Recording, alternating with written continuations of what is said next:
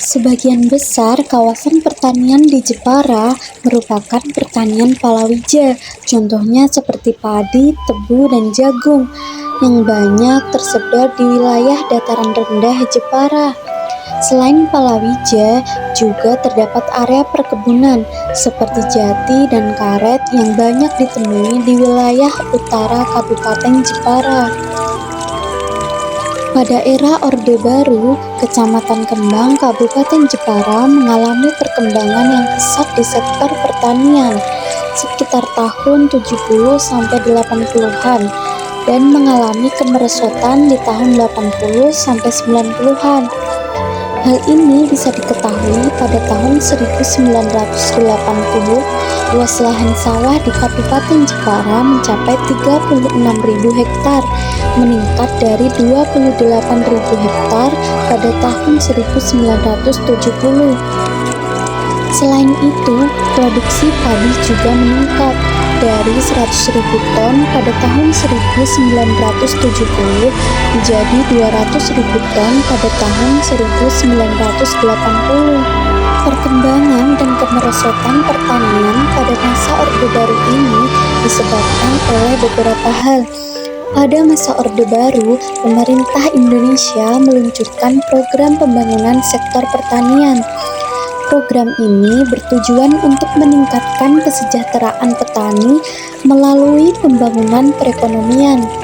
Pemerintah mengeluarkan berbagai kebijakan yang mengarah pada revolusi pangan, yang dituangkan ke dalam Repelita 1 tahun 1969 sampai 1974 dengan sektor pertanian sebagai prioritas utama.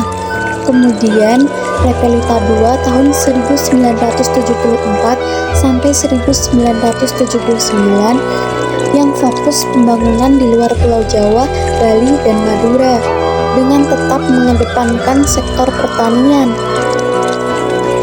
Pemerintah melakukan investasi secara besar-besaran untuk mendukung pembangunan sektor pertanian seperti pembangunan pabrik pupuk untuk memfasilitasi pengadaan pupuk, pembangunan infrastruktur pertanian lainnya seperti waduk, bendungan, dan irigasi, serta memperbaiki sistem pengairan dengan membuat irigasi ke sawah-sawah, sehingga banyak sawah yang semula hanya mengandalkan air hujan, kini bisa ditanami pada musim kemarau dengan memanfaatkan sistem pengairan.